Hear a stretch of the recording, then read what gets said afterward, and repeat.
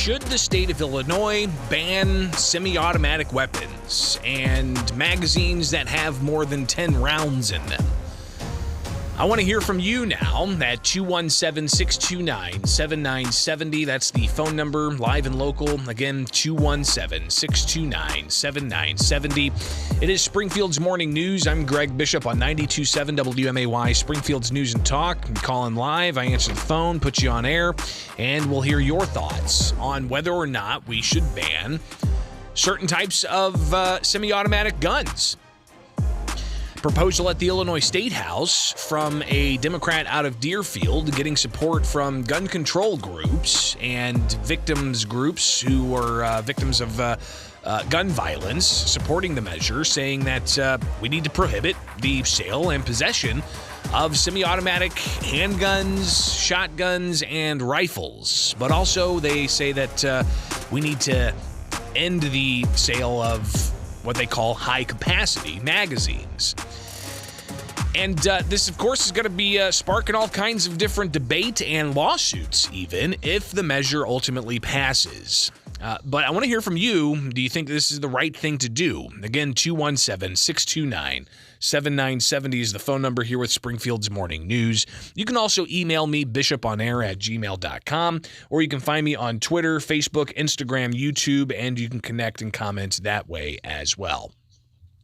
So for people who don't know, what a semi-automatic weapon is, it's pretty common. I think probably more common than not now. Modern weapons have the ability to rechamber a round after a round is fired. And to have that rechambered round there needs a magazine to feed the ammunition into the chamber so that the next round is ready to be fired at the pull of a trigger. That's what semi-automatic is.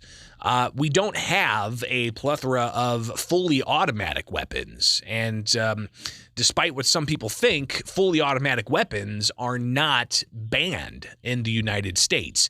You just have to have a certain license to be able to get fully automatic weapons. For instance, over in Las Vegas, they have ranges where you can drop $400 and shoot, 200 rounds of 5 different types of guns. And they're fully automatic. It could be like an Uzi or an M16, or maybe you want to fire a 50 caliber rifle. You could do that as well. But those are specialty, areas where people have the license to be able to allow for that. But semi-automatic weapons are not fully automatic. It is one trigger pull per round fired.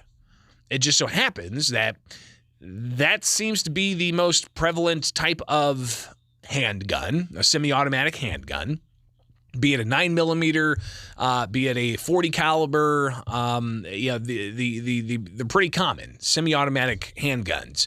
But you also have common sporting rifles. The AR-15, one of those, and it doesn't stand for assault rifle. AR stands for something different, but regardless, the AR-15, it's a very, very popular style of rifle, a sporting rifle. It's semi-automatic, comes with, a lot of times a standard 30-round capacity magazine, and shoots .223 caliber ammunition, which is really small when you think about it.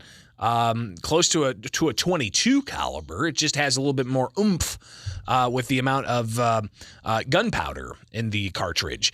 But you also have the 5.56 round that some AR-15s are chambered for. So you have that available.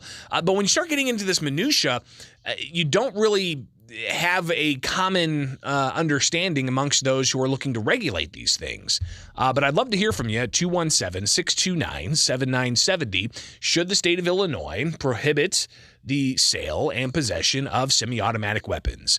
217-629-7970. We'll go right to the phones. Good morning. You're on WMAY. Your thoughts? Hey, don't forget, Joe said a 9mm. All right, you gotta come in a little bit different. All right, I know the voice. I've heard the voice before, and Well, let's just say you haven't been too kind to the airwaves. But to the arguments here, you've got a Second Amendment fundamental right. And the Second Amendment reads, a well-regulated militia being necessary for the security of a free state, the right of the people to keep and bear arms shall not be infringed. Now, if you want to, you can dissect that sentence. Some people will say, well, it says right there, well-regulated. That means we can regulate it. That's not necessarily the case, because at the tail end of the amendment, it says the right shall not be infringed. So how do you have well-regulated and then shall not be infringed? Those two things don't really mesh. What some interpret that clause, a well-regulated militia being a ready to go, in good working order group of people who have the ability to access sidearms in times of trouble. And you go further into the Second Amendment from well-regulated, again, being, in good working order, not having government regulations on it, but in good working order, because a well-regulated clock tells you the right time. You go further, and it's a well-regulated regulated militia being necessary for the security of a free state. What does that mean? The security of a free state doesn't mean secure from deer or quail. It doesn't mean, secure from rabbits or other vermin. No, the security of a free state. A free state being one that's free from tyranny, one that's free from violence, one that's free from harm to you and your family. The security of a free state. Then you go further. The right to keep and bear arms shall not be infringed. So with that, should Illinois prohibit the sale of semi-automatic weapons? Good morning. You're on WMAY. Morning, Greg. And of course, the answer being no, they should not prohibit sale of semi-automatic weapons. But I have always tried to explain to people, and again, it's the best and worst explanation that I can think of for a well-regulated militia is an Old West posse. And that is, you get a posse together within, a half an hour. On those Western shows, that's what they end up doing. They get a posse together to go find a guy, to go, basically protect some, one of their people's land. And that's kind of what it is. They get it together really quick. It's people that the sheriff trusts with his life, and they find each other, or the sheriff goes town to town saying, hey, I need people. And so they have each other, and they go out and get the job done. In my opinion, that is a well-regulated militia in a pinch. Well, and being necessary for the security of a free state. Now, posses have a tainted history as well. I mean, they were used for all kinds of nefarious things too. It's the best and worst. Yeah. Yeah. So, I mean, and that's, in my opinion, exactly what it is. Because a posse wasn't always just for, we're going to go shoot this guy. We're going to go find this crook or whoever. It was, they needed, the sheriff needed help to help protect the town. And that's exactly what they did. Well, and again, it wasn't, to keep society free from deer or rabbits. It was for the security of a free state. 217-629-7970 is the phone number. Appreciate the call. But again, I want to hear from you on this. Do you think that the state of Illinois should ban semi-automatic weapons, as is being proposed? And what's being proposed is also a prohibition of magazines that have more than 10 rounds in them. And the estimation is anywhere from 2 million to 10 million such magazines exist in Illinois. And that could lead to a lot of people overnight all of a sudden being a criminal for being in possession of these things. The proposed bill It also would allow you to have your semi-automatic rifle, but you would have to register it after a certain amount of time with Illinois State Police. What happens thereafter, who knows? But in this debate, you're going to hear a lot about so-called weapons of war. That's a term that's going to be thrown around a lot. Weapons of war. And you got to think, when the Second Amendment was written, what was the weapon of war at that time? It was a flintlock musket. It wasn't an AR-15. So, if people are going to make that argument, well, the weapons now are so much more sophisticated. Yeah, you're right. But the founders of the country who wrote the Second Amendment didn't spell out there this particular model of musket, flintlock rifle. It talked about arms. And I think that the definition of arms is really where you're going to come down on what is acceptable. And some people point to sidearms being a pistol and a rifle or a shotgun. And we'll see how this argument plays out. But, of course, it's not the last time we'll have this debate. 217-629-7970 is the phone number here with Springfield's. Getting your phone calls at 217-629-7970 on what you think about the prospect of banning assault weapons in Illinois. And by assault weapons, they mean weapons that are semi-automatic, be it a pistol, a shotgun, or a rifle. And semi-automatic rifles are among the most common firearms that are purchased. And they're also looking to ban magazines of more than 10 rounds. And one thing that you've heard from some of the players in this space, including Senator Dick Durbin years ago, making this claim, and also even President Joe Biden recently making this claim, saying that if you need more than 10 rounds to shoot a deer, you shouldn't be hunting. You're a horrible hunter. How dare you even think that you should be out there hunting if you need more than 10 rounds in a magazine? Well, again, back to the Second Amendment, because we do uphold our rights in this country, be it the First Amendment right to free speech or the Second Amendment right to keep and bear arms. It says nothing in the Second Amendment about hunting or sport. It's not about that. It's not about how many deer you can kill or how many rounds it takes for you to shoot a deer. That's not what the Second Amendment's about. The Second Amendment, again, a well-regulated militia being necessary for the security of a free state, the right of the people to keep and bear arms shall not be infringed. Nothing in there about deer or vermin or sport or, clay pigeons or anything like that.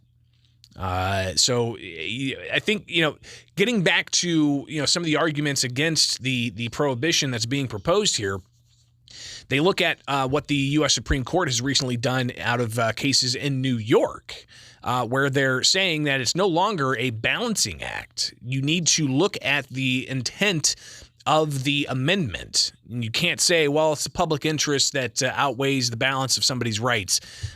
So there's more of like a text and tradition trajectory that the U.S. Supreme Court's taking on gun cases. And that very much calls into question whether some of these gun control schemes that are being proposed across the country and in Illinois would be able to sustain a lawsuit. So groups are already saying that if this measure does get brought up in Illinois and passes and is implemented, there will be lawsuits immediately, and we'll be watching that space closely. I'm sure there's going to be plenty more debate on this in the months and weeks ahead, especially as you've got the new legislature coming into session after January 11th. This likely is going to be one of the major first issues they do to try to get that across the finish line. And how downstate Democrats are going to vote on that's going to be interesting as well.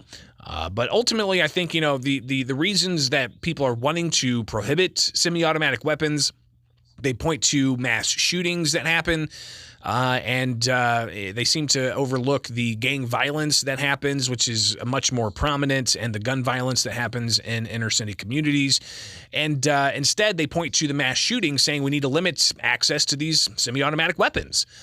But when you look at some of the mass shootings, especially in Illinois, the Highland Park shooting, what happened there? You had a 19-year-old who was visited by police for suspected suicidal attempt. He then was visited by police again after threatening his family with knives. The knives were taken. The local police then issued a clear and present danger report to state police. Despite that, state police gave this individual, the suspect, a FOID card upon his application with his parents as a sponsor. Despite having a clear and present danger report, the state police gave him a FOID card. He then went and legally purchased guns with his FOID card and allegedly used them in a mass shooting out of Highland Park on July 4th. So how do you fix that? Well, state police claim that they've tweaked some language to ensure that they can use these clear and present danger reports. But regardless, they're still wanting to go after law-abiding citizens' ability to own semi-automatic weapons. You look a few years ago in Aurora, where a warehouse worker went into work with a gun and shot and killed people. And he was supposed to have his firearms taken and his FOID card revoked, but state police didn't follow through with that. So you've got these instances where some mass shootings should have been curbed but weren't. And who's to blame for that? Is it the law-abiding gun owner who has never shot or killed anybody? Or is it the people who dropped the ball in enforcing the law that's already on the books? So these are all, of course, things that will be debated for the weeks and months ahead. Good morning. You're on WMAY real quick. Good morning, Rhett. Real quick, enforcing the law has become something that's unkind. But you see, you're taking advice, our president, or Joe Biden, advice from a man that says take your double-barrel shotgun out on your balcony when there's a problem and just shoot all your rounds off in the air and then stare at them menacingly, and that'll protect your home. But that's the guy that's leading our country, that's protecting our country, that's trying to set the laws for the people of this country. And it's lunacy. Yeah, that's not a very smart idea to shoot into the air because what goes up comes down, and that could cause all kinds of other problems. So that wasn't the best advice that the vice president at the time gave to people, saying, "Well, if you got an intruder, just shoot a shot into the air. It's going to come down somewhere. Hopefully, it's not on anybody." But we'll have a lot more discussion about all of this with Springfield's Morning News on 92.7 WMAY, Springfield's News.